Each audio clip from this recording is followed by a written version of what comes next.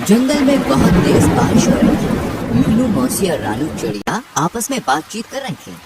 मीनू मौसी, जंगल में 3 दिन से लगातार बारिश हो रही है। अब तो इस बारिश को बंद हो जाना चाहिए। तुम सही कह रही हो रानू, लगातार हो रही बारिश से सभी बहुत ज्यादा परेशान हैं और चिंतित भी। मैं जरा जंगल का एक चक्कर लगा कर आती हूँ।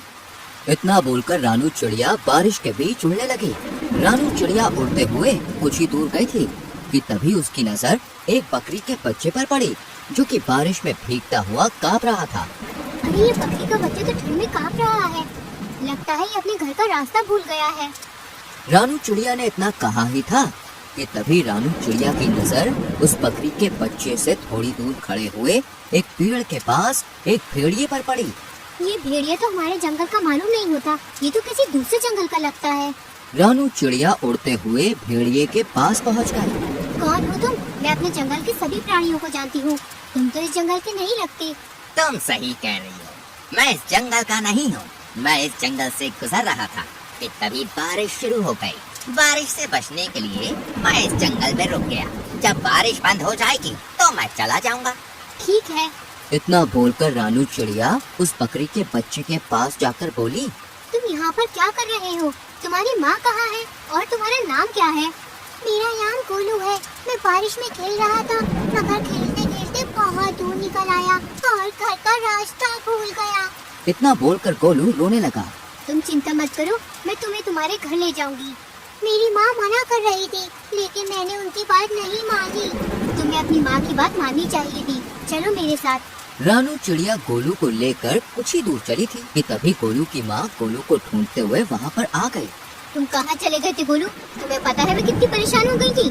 अपनी माँ को देखकर गोलू खुश होते हुए बोला, मैं आपकी अब हमेशा बात मानूंगा माँ। रानू चिड़िया गोलू की ओर देखकर बोली, अब तुम अपनी माँ के साथ घर चले जाओ और जब तक बारिश बंद नहीं हो जाती तब तक बाहर खेलने मत आना। गोलू अपनी माँ के साथ चला गया और रानू चिड़िया उड़ते हुए मीनू मौसी के पास जाकर सारी घटना बताने लगी। रानू चिड़िया की बात सुनकर मीनू मौसी बहुत गहरी सोच में डूब गई। मीनू मौसी, आप इतनी गहरी सोच में क्यों डूब गई? कहीं वो भेड़िया उस मासूम बकरी के बच्चे को नुकसान पहुंचाने की तो नहीं सोच रहा था ना? अरे नहीं मीनू मौसी, वो भेड़िया तो खुद डरा सहमा पेड़ के नीचे खड़ा हुआ था। बारिश बंद होने के बाद वो चला जाएगा। अगले दिन बारिश थम गई।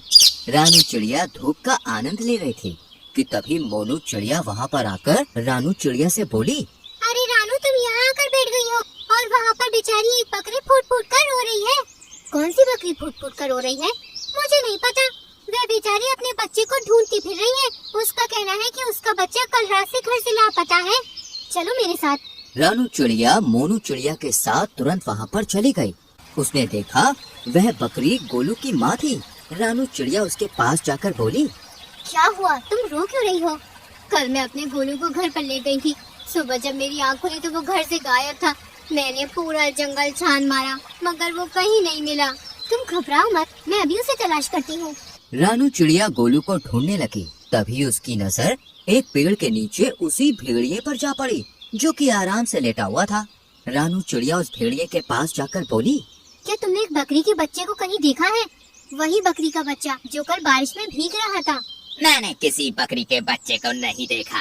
वैसे तो तुम कह रहे थे कि बारिश होने के बाद तुम यहाँ से चले जाओगे। हाँ, चला जाऊंगा। तुम तो ऐसे बोल रही हो जैसे कि इस जंगल की राजा हो और यहाँ पर तुम्हारा ही अधिकार चलता है। अरे मेरी जब मर्जी होगी मैं यहाँ से चला जाऊंगा। रानू चिड़िया अपने मन ही मन में बोली, मुझे तो इस भेड़िए पर शक हो रहा है। मुझे जंगल के राजा शेर से इसकी शिकायत करनी होगी। रानू चिड़िया जंगल के राजा शेर के पास चली गई और सारी घटना बताती हुई बोली, मुझे उस भेड़िए पर शक हो रहा है। तभी शेर क्रोधित होकर रानू चिड़िया से बोला, इसका मतलब वो भेड़िया सही बोल रहा था। तुम हमेशा जंगल के प्राणियों के खिलाफ मेरे कान भरती रहती हो। ये आपको क्या हो गया महाराज? तभी रानू चिड़िया ने देखा वो भेड़िया गुफा के दूसरे हिस्से से निकलकर गोलू के साथ वहाँ पर आकर शेर के सामने खड़ा हो गया। रानू चिड़िया हैरत से इस दृश्य को देखने लगी। महाराज, जब मुझे पता चला कि ये बकरी का बच्चा कल से गायब है तो मैं जंगल में उसकी तलाश के लिए निकल गया।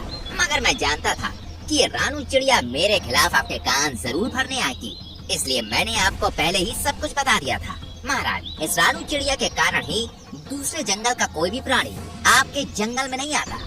शेर रानू चिड़िया की ओर देखकर बोला, और तुम कह रही थी कि इस भेड़िया ने बेचारी बकरी के बच्चे को मार डाला, मगर ये तुम्हारे आने से पहले ही इसे यहाँ सही सलामत ले आया। तुम्हें अब सजा मिलेगी, तुम्हें जेल में डाल दिया जाएगा।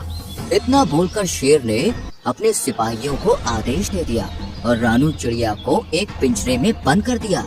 शेर भेड़िए की ओर देखकर बोला, तुम्हारी जब तक मर्जी हो तुम यहाँ पर रह सकते हो। भेड़िया खुश होकर वहाँ से चला गया। इधर मोनू चिड़िया इस सारे दृश्य को देख रही थी। वह तुरंत मीनू मौसी के पास पहुँच गई और सारी घटना बताते हुए बोली, कुछ कीजिए मीनू मौसी, जंगल के राजा शेर ने रानू चिड़िया को बंदी बना लिया है।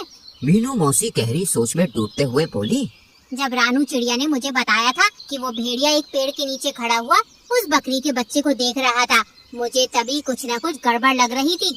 जो भी हो, लेकिन आप कुछ भी करके रानू चिड़िया को उस पिंजरे से बाहर निकालिए। चिंता मत करो मोनू, हम दोनों को अभी फिलहाल कुछ नहीं करना, हमें सिर्फ उस भेड़िए पर गहरी नजर रखनी होगी। पहले हमें पता चलना चाहिए कि उस भेड़िए के दिमाग में आखिर चल क्या रहा है, आखिर ये कौन सा मकसद लेकर इस जंगल में आया है।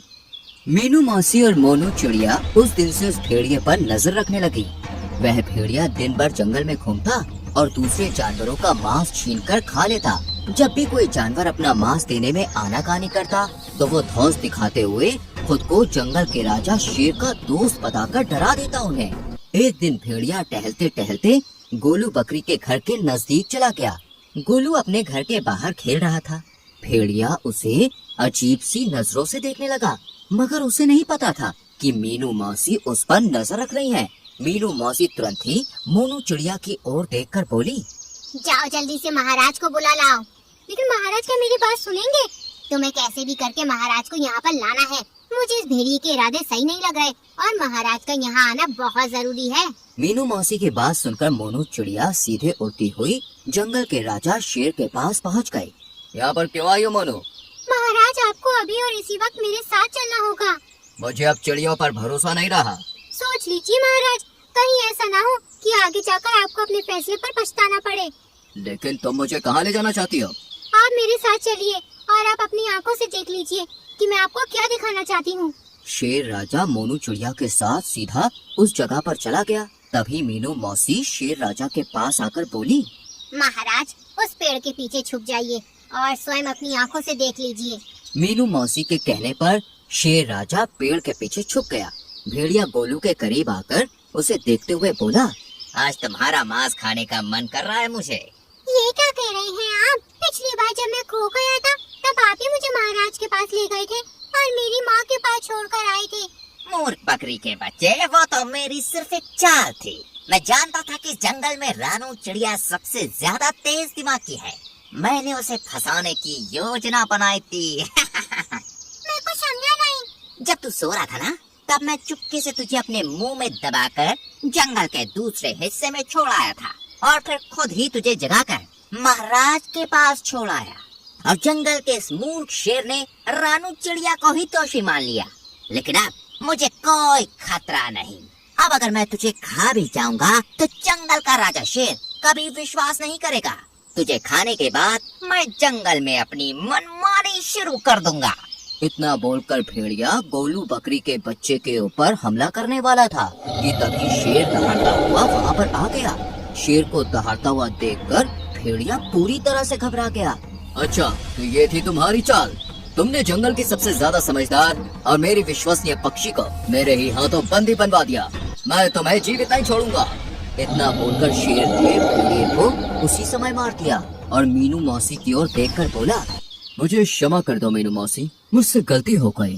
कोई बात नहीं महाराज, वो भेड़िया बहुत ही ज्यादा चतुर था और उसने अपनी चतुराई का फायदा उठाकर आपकी आंखों में विश्वास की पट्टी बांध दी थी। शेर राजा ने रानू चिड़िया को आजाद कर दिया, लेकिन इस बार सबकी हीरो मीनू मौसी बन गई।